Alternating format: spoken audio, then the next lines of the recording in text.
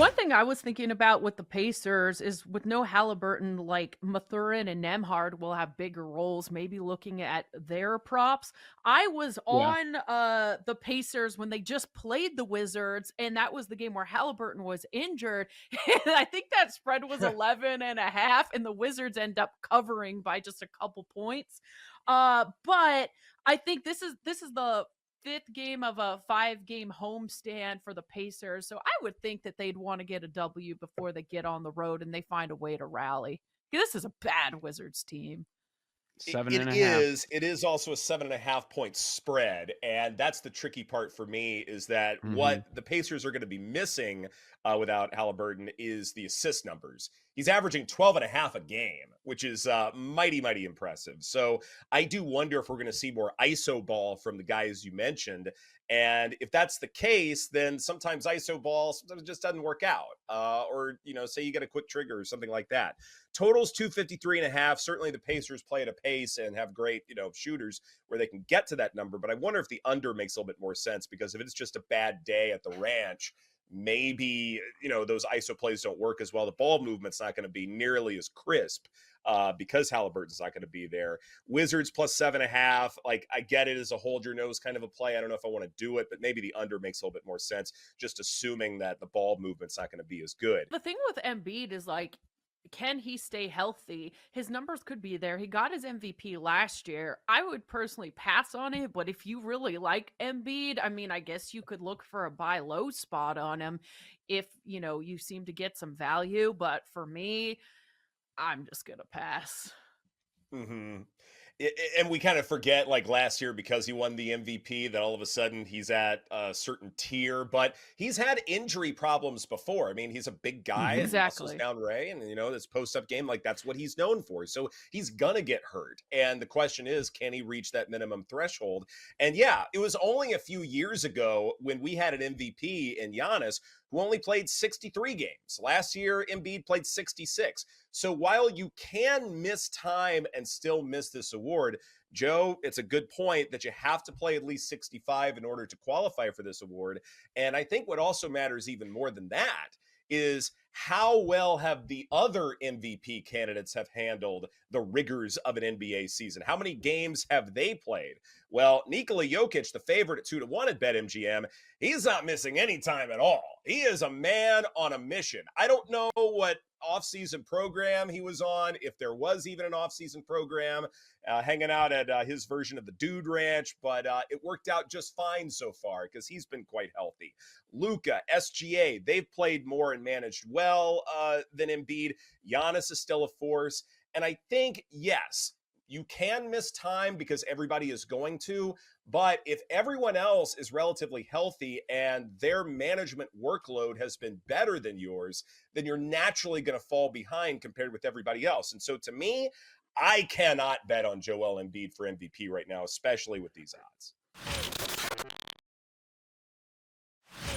Indeed here, guys. Let me bring them up. And these have just been two ultra reliable spots that I keep going back to the well on. Let's start on the East Coast. The Boston Celtics first half spread -4.5 versus the Timberwolves.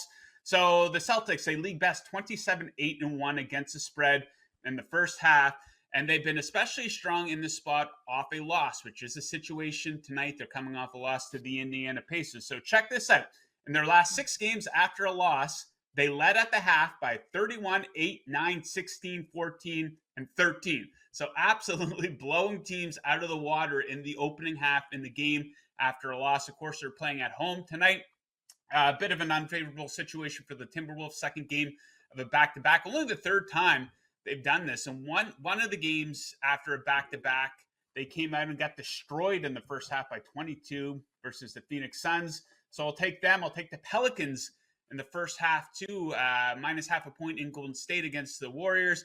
Red hot versus ice cold in the first half here. Pelicans 8-1-1 ATS in the first half over their last 10. They lead the league in first half point margin in that span. The Warriors, ice cold, 2-8 against the spread in the first half, both overall and at home. Some pretty big advantages there for the Pelicans.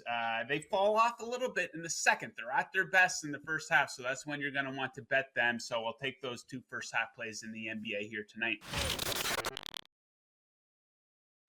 What do I look for? Teams that can consistently score. And there's really good big men out there this year. Hunter Dickinson's a really good big man. Broom's a really good. He plays in the middle. It's not just all guards firing away.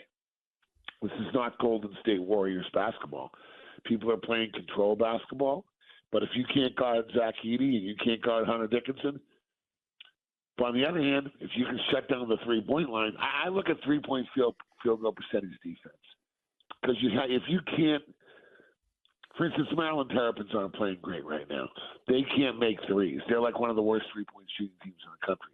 So right there, if you can't make threes or you can defend the three, if you're a good defensive three-point shooting team, that's one thing I look for. Nevada and Alfred are really good. I'll see if New Mexico and Richard Pitino can do it. But those Mountain West teams, they're good. Colorado State, Nico Medved and Isaiah Stevenson, they're fantastic.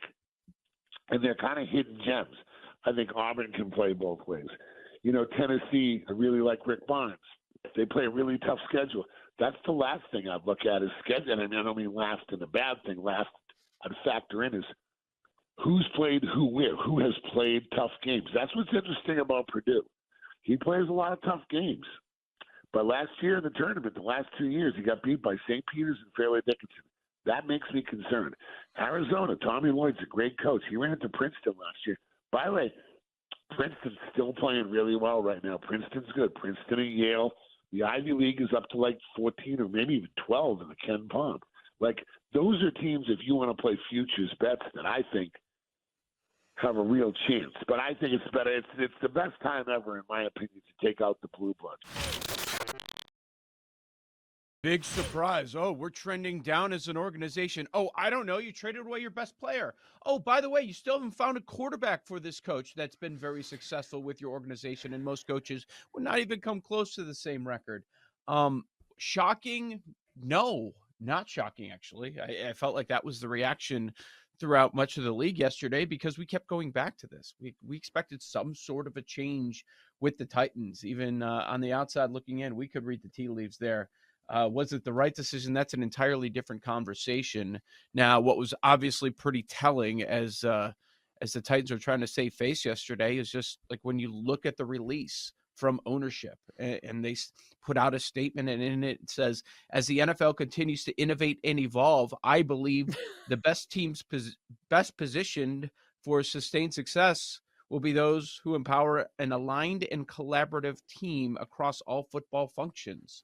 So they're saying that Vrabel didn't want to take part in that. Right? He didn't want to be aligned with us. And they've said that they've changed their way of thinking and they're going this direction. And Vrabel was not on board. And we remember he was not on board when they traded A.J. Brown, how upset he was. And he should have been. So a mistake. I don't think there's any doubt about it. 6 years ago, they hit a home run when they landed on him as the head coach, and we can go over the why we believe Vrabel, at least I believe that why Vrabel is one of the very good coaches in this league, but I think they're going to regret yesterday.